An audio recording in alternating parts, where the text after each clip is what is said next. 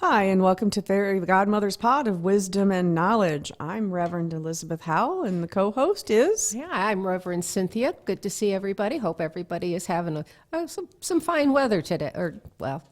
I'm at the point where we're actually recording this. The weather's not exactly fine, but it's better than it has been.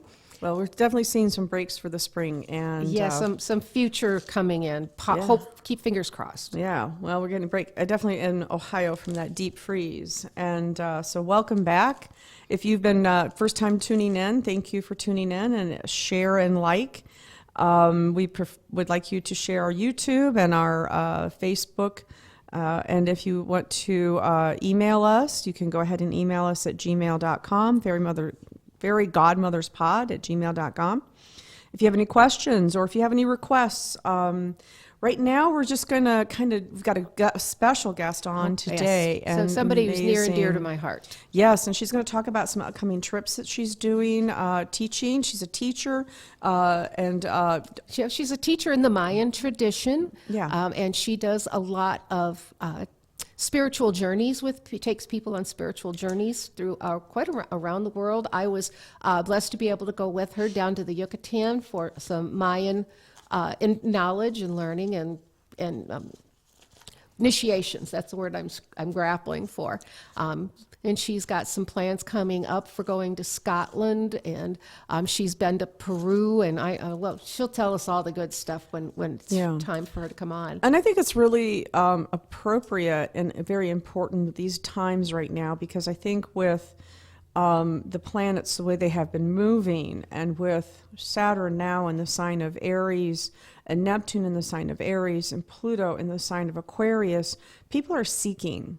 And people are looking for spirituality, and not traditional spirituality, but reaching in within themselves, going inward, not outward, for the answers. Trying to make their own personal connections. Yeah, and I think these types of traditions and going and seeking and going on journeys and having these interpersonal experiences are much especially more where important. The energy is really strong coming from the Earth Mother. It's very strong. So we'll jump into the Cosmic Traffic Report. So as we go into the month of March, which this show will air right before March, March 3rd will be the full moon, and that'll be at 13 degrees Virgo at 6:37 p.m.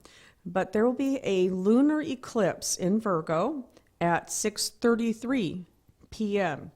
Now, I like lunar eclipses myself. So this lunar eclipse in Virgo will be pretty strong. And I think, to me, lunar eclipses are reset. I think it'll activate, of course, for the Virgos, the Pisces, the Sagittarius and the Geminis will feel it. And I think it's also a good time, though, to reset. To me, full moons or a moon is about wishes, dreams, the emotions. And so it's a good time to reset, tell the universe what you want. Now, the day before this lunar eclipse, we're going to have Mars enter into the sign of Pisces. So this is really going to bring in a lot of duality energy for this eclipse. So Mars, which is the planet of action, energy, with it being in the sign of Pisces, it'll move into the sign of Pisces at 9:15 a.m. So the planet of action is, kind of moves into a more unpredictable energy. And in the sign of Pisces, it'll makes us both receptive and also sympathetic. We feel like we may need to be more self-reliant with what we do, how we do things. And we're going to be probably more in an avoidance energy. We don't want to really confront people or places or deal with people, and we're going to be questioning, are we on the right path or not? Mars in Pisces says, rely more on your intuition. And it is a time, though, we're also going to want to organize, but in a more intuitive way. So we're going to organize our lives, our business. We're going to be doing things. This is really good for Mars, this is good for the Pisceans, a little rough for the Virgos, and challenging for the Geminis and the Sagittarius. And on March 6th, Venus will enter into the sign of Aries. Now, that'll be at 5:45 a.m. And with the planet of love and socialization now moving into the sign of Aries, it's going to meet up with its friends Saturn and Neptune pretty soon. But Venus in the sign of Aries will make us kind of more demonstrative. It's a demonstrative energy in general. So we will have more, people in general will feel like showing and doing instead of just talking. And with this energy, it has to do with who you're hanging out with, who you love, your relationships, your family, your coworkers. And we might instigate our feelings towards others. Like if we feel we might love someone or care about them, we're going to want to instigate more with those feelings. But we want to be careful of overwhelming other people with our feelings at this time. So we want to kind of keep in check, am I stepping over people's boundaries? Our passions we may be more passionate, we may be more enthusiastic at this time. And socialization becomes a little bit more important to us. We want to go out more. We may want to seek more ways to interact with groups, friends, finding more things to do, maybe even reaching out for new ways to interact with people, new socialization, like I want to take up bocce bowling or something like that. Everybody wants to take up bocce bowling. Just that popped in my head. Overall, we may feel more cheerful, and it's a more cheerful time and more positive time. This was definitely going to be good for the Aries, a little rough for the Libras, and challenging for the Cancers and the Capricorns. Now, March 7th, the Sun will conjunct Mercury at 16 degrees Pisces at 6:01 a.m. This transit will bring in a very impulsive and intuitive and creative energy to the day. Our thoughts may be very creative and sensitive, though, to others and their energies. So all those who are sensitive, all those who are empathic, this is going to be a strong, sensitive, and empathic day. So learn to ground or work on your grounding. Be very important. Take those shoes off, sit, go outside, do your grounding exercises, take a sea salt bath, do whatever you have to do. It's going to be more about past events, though, and I do believe that at this time, when I say past events, it would be your past events. So things that happened in your past may kind of bubble up into your psyche, and it may kind of bring in exchanges with other people. So kind of be aware that you may be exchanging with other people something that happened in your past. So watch those confrontations based on what triggered you in your past. So let go of that past. This is good for Pisces, rough for the Virgos, and again, challenging for the Sagittarius and the Geminis. Also on March 7th, Venus conjuncts Neptune at 1 degrees Aries. Yay. That's going to bring in a lot of, that's at 6:27 a.m., so that's going to be for the whole day. We're going to feel that this transit will bring in a very high, strong energy. Yeah. Talk about high, strong. I want to tell you to be careful, because I always add that carefulness, because I see how strong, when we talk high strung, everyone's been high strung for like the past 10, 12 years, 20 years? Yeah, so these kinds of things, when we start to see people act out, road rages and violent outbursts, this is not necessarily that. But Neptune is, I just kind of find people under these Neptune things, people get just weird. People just get weird. So just kind of, they got to horn in on the world of us normally weird people. Yeah, just take a chill pill, please, people. Just take a chill pill. There's really a good amino acid called L-theanine. Just take an L-theanine and just have a cup of tea and lay down. Anyway, this transit will bring in high strength lay down energy. And shut up. We all may feel highly temperamental, on the edge, high strung, and easily disappointed. Time to ground. Listen to music. Seriously, listen to some music. Go back to the earthing. Yeah, earthing, and do something quiet to quiet your mind. Emotions may run high, and not such a good time to make major decisions, especially around relationships, because that Venus thing. Not a good time to break up with your boyfriend or get a divorce. Although, hey, if it's an abusive relationship, get the divorce. It is a good time to step back and take a close look at the dynamics, though. Like, okay, this is triggering me. So, but this is good for Aries. Boy, Aries are going to be really going. Oh, finally, something good for I'm Aries. like, well, I'm going to like, probably could hit the lottery. Yeah, you talking about hitting the Oh, lottery? you've told me of several times I was going to hit the lottery, and I didn't. I didn't even get, close. Well, why were you blocking? It's all your fault. Oh, No, yeah, okay. It's That's my a- fault. That's a new age. That's a new age default thing. As Yeah, a yeah, bullshit. it's It's all BS. I'm sorry. It was good for Aries though, rough for the Libras and challenging for the Cancers and the Capricorns. Now, March 8th, Venus will conjunct Saturn. Told you Saturn's in Aries. Saturn, planet of limitations, restrictions, karma. Okay, at 2 degrees, 9:39 a.m. The planet of love and the planet of karma meet. Yay. Karma love. Karma love. Karmic love. Karmic love, yeah. It brings in a very dutiful and kind of security. We're focused on security for that day, but it also kind of travel into the next day for that one. So security, what is security? We're going to be focusing on what makes us feel secure, security in our lives, our finances. There's a lot of focus on finances, though. This will be a lot of focus on personal finances, finances for the family. We're going to be looking for long-term plans for our children, ourselves, but also we got to be careful of bad investment luck. This is not a good time to go into Bitcoin, not a good time to go into the stock market, and not a good time to buy that, hey, that looks like a good deal, too good to be true, and watch for cons. Watch for Go back to that old saw. If it seems too good to be true, it probably is. Because of that karma, what karma do you have around money? Watch your money karma and resolve it. Release your money karma. I release all debts. I release all, whatever that you got to write on and burn it. Okay, And whatever you gotta releasing do. all this karmic stuff around money, that comes after I'm supposed to win the lottery? Do it before, please. Okay. You got me a little confused. No, you got to, there's a whole little thing I got, Okay. We'll So, talk about it later. Good for Aries, rough for Libra, challenging for Cancers and Capricorns. March 10th, Jupiter goes into the sign of Cancer.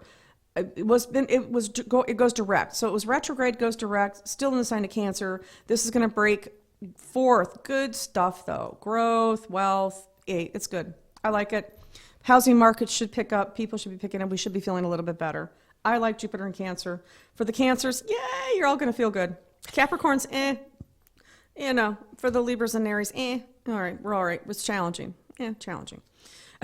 Sorry. We always get the challenge. Mercury's still friggin' retrograde. Sorry, people. It's going to conjunct Mars. It's going to be a rough day. It's going to conjunct the Pisces. I'm going to say Mars and Mercury together, everybody's going to be angry. I forget about that. You got to be careful projecting to other people. You got to be careful with how you communicate. It's intuitive time, so you're going to be picking up stuff again. You're going to be picking up a lot of negative energy. This Mars and Mercury, though, people are going to be quick to pop off, say the wrong thing to other people, but intuitively say the wrong thing. So in other words, something's going to just come out of your mouth, and you're just going to really irritate people, and you're not going to know you did it.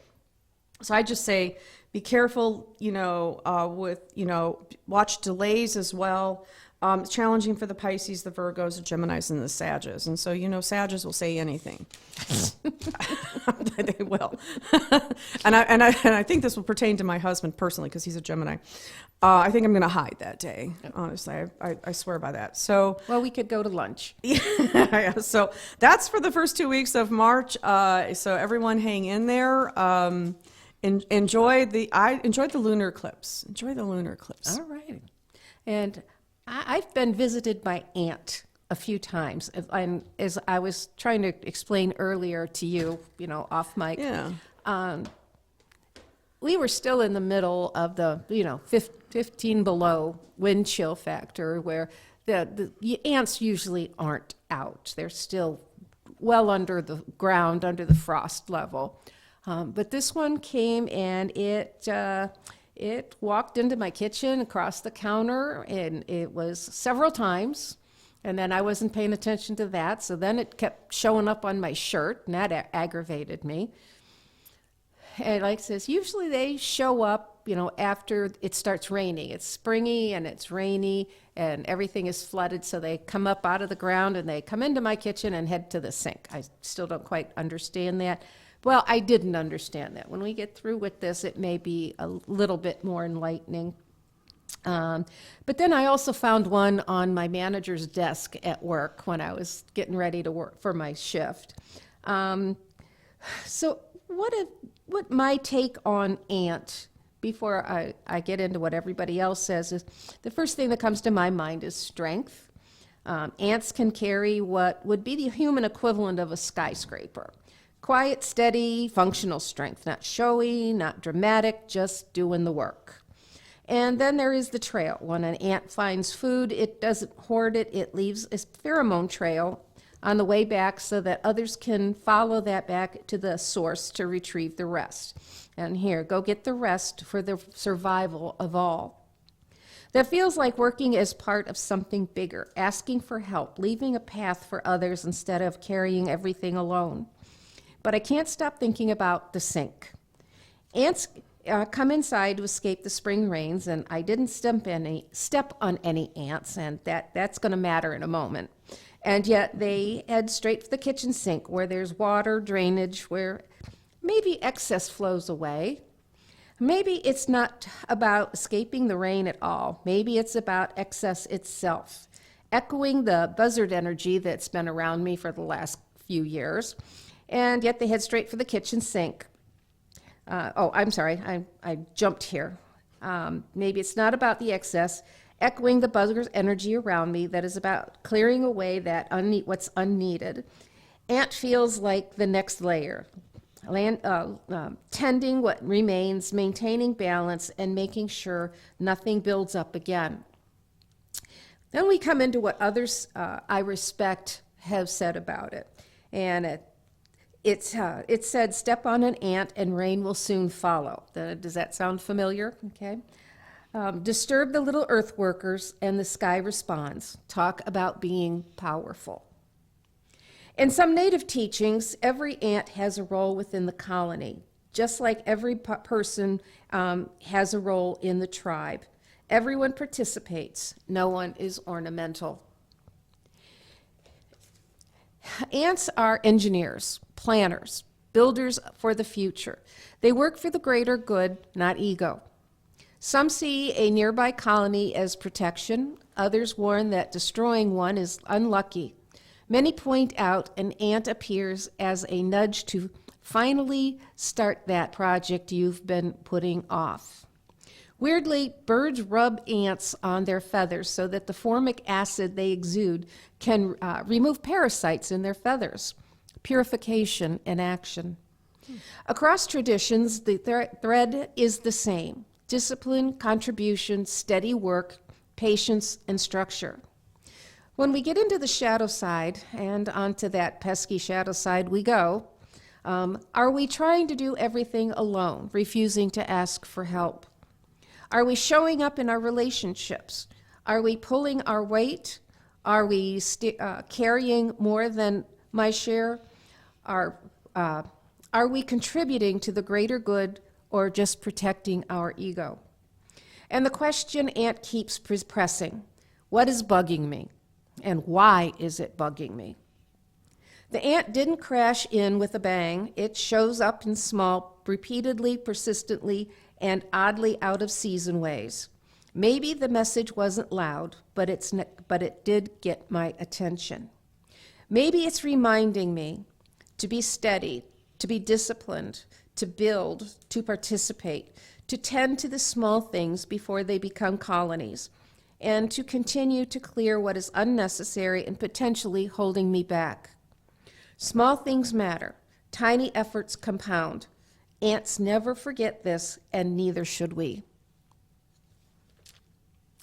Ant is a lot more powerful, and I never really thought about, it coming in for the rain and about getting rid of excess. The whole thing being about, having too much stuff, which, like I said, echoes the buzzard for me. I was like, get rid of the garbage. Oh, yeah. It's spring, time to purge. Yep. Yeah. Clean house. Yeah. Okay. So now I'd like to bring in our special guest, Patricia Cardona. She is a spiritual teacher down by Cincinnati, Ohio. She's actually across the river into Kentucky. but she's very knowledgeable, and she's here to talk with us about taking trips for spirituality. Patricia?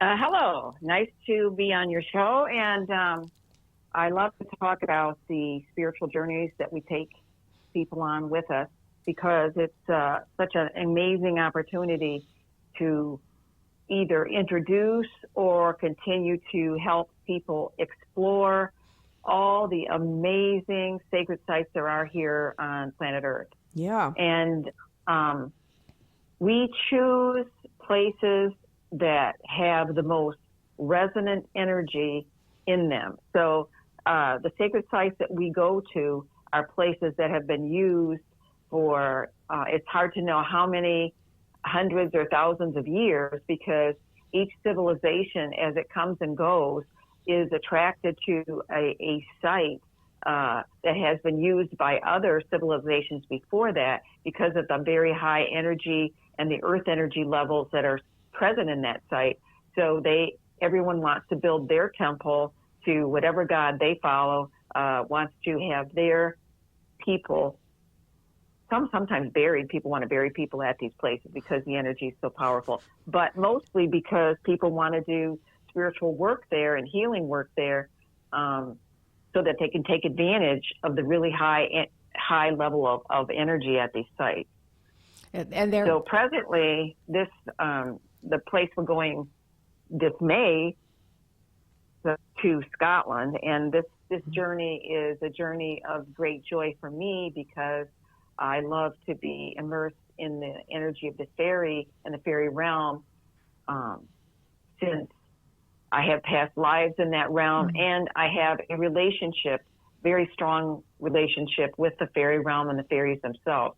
So I love to take people. This is a journey of joy for me, because the fairy energy is so hot, so beautifully high, and so beautifully playful and energetic, that it's just a joy whenever you're in it. On this trip, we're going to a place in Scotland I've been several times, called Cairn Falls, and it's a complete fairy fall, and it's overgrown with moss and beautiful, beautiful waterfall, and just glorious trees surrounding it. And that's the first place that we'll go to experience the energy of fairy. And after that, we'll be going up to we'll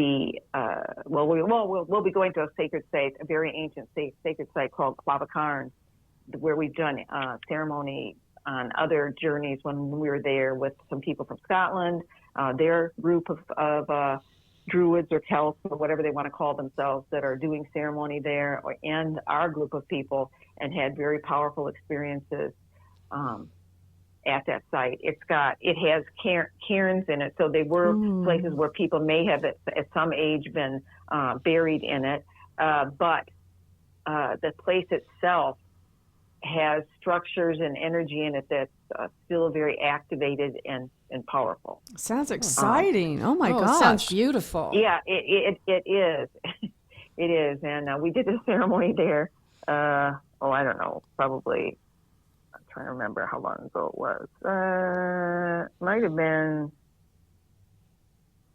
10 years ago now, something like that, at Clavacarns. And there's a sort of a room. It doesn't have a structure that's like a room. It doesn't have a roof on it or anything like that presently, but the energy is very strong in there.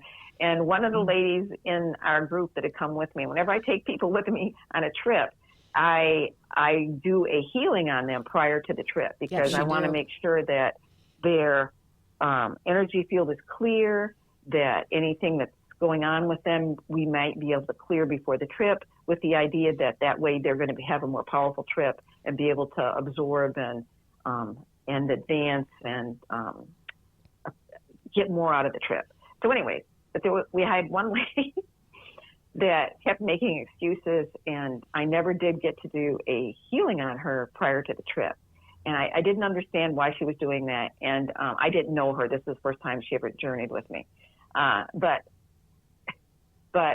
in that ceremony that we did in that room, I gave each person energy while they were in there, their own personal like healing energy. And when I gave her energy, she sort of like flew. She sort of like fell down in a sense, flew, because the energy was powerful and she hadn't experienced it before. Oh, so, wow. she wasn't harmed in any kind of way, but she never did take advantage of having her own personal healing session. I don't know if she was just very afraid. I mean, I make it very clear in my descriptions in our itineraries what we're going to be doing, and anyway. But that was sort of funny. But it was a beautiful. We had it gotten from a person who had traveled with us before. Well, no, actually, it was at that place. That's right. This one woman who was there was from the States, and she had this beautiful, and I won't be able to remember it now because I have had to ask her for it at least twice, but a beautiful chant that, because this happened to be when we were there that time, it happened to be on the fall equinox time. And she had this beautiful chant that we did as part of the ceremony that was just lovely about the changing of the seasons and turning of time. And it was really glorious. And I probably have it somewhere if I search through everything that I could find it, because it's really, really beautiful. But so anyways, we had a very powerful experience. I mean, we hit that place right exactly, as the sun was going to set. Oh, nice. And so it was really, focused on that energy. So well, it then, sounds, yeah. Oh, I'm sorry. It does. Yeah, it sounds amazing. And you are, now how many people do you take with you on the journey? Well, it depends on our means of transportation and how many people want to go. Mm-hmm. We usually have a group, it could be anywhere from like 2 people besides my husband and me who do the ceremony and lead people through ceremony in that, to 16 or so. It's usually small groups. We haven't expanded into really big groups, although we have done ceremony a lot with really big groups of people, but not taking them on journeys with us. Yeah, so, I would imagine the bigger the group, the harder it is to keep everybody taken care of. Well, it is. It's really hard. And when we used to, when Humbug's Men was still alive, and we went on journeys with him, and at one time, there were a lot of people. There might be 100 people on that journey. Not usually, but sometimes there were a lot of people. Now, would he have helpers to help keep things moving and people in the right place? He had people that were sort of like you were assigned to like a group inside a bigger group, yes. But he might have people. He had people from like Germany, Spain, France, Japan, United States. Wow. Mayan people, Mexican people. Anyways, so the problem with having a big group like that is that translations have to occur continuously. Mm-hmm. So every time he was trying to get people organized or give his lecture on what we were going to be doing or what we had done or what they'd experienced, et cetera, you had all these translations go on, so it took forever to get through anything. So that was really, really hard. But we had him here in at Serpent Mound. One of the biggest events I participated in was at Serpent Mound when he was doing. He organized. I helped him organize it, and so did. I can't think of his name right this second. But anyways, I helped him organize it, and it was a pilgrimage across the United States. Okay. Well, we're running out of time, unfortunately. Oh, are you? Okay. Yeah, well, then we're gonna go. We haven't even gone to the fairy realm. Yeah. So we're going up to the fairy glen. Well, okay. Oh, I definitely want to have you back, and we'll talk about some more stuff. And we've got, ability to contact you here at cosmicmysteryschools.com, where you have all your trips listed that you're going on, and the links to ones that you were in the past for pictures. The website is just cosmicmysteries.com. It's Cosmic. The email is cosmicmysteryschool@gmail.com. Okay. I got the wrong stuff here because I have it as Cosmic Mystery cosmicghoul.com, but it's just cosmicmysteries.com. Okay. Yeah, that's the website. Okay, Yeah. well, we can also share Okay. that link, your website, on my webpage as well, Okay. and we can share it on our Facebook page, and I can promote it. We can both promote it on Facebook. So we will push this All right. so that we can. 'Cause we Okay. love it, Yes. love the fairies. This is amazing. You're an amazing woman. Thank you so much. The work you're doing is so important, and bless you for doing what you are doing, and healing is so important. All right. Thanks for the opportunity. Oh, thank you. And again, well, I've got to have you back. Maybe in summer, a Okay. couple of months, we'll have you come back and you can tell us about how Scotland was. All right. Be happy to do that. All right. Thank you. All Thanks. right. Bye-bye. All right. Thank you for joining us, and we'll see you next time. Catch our links. All right, bye.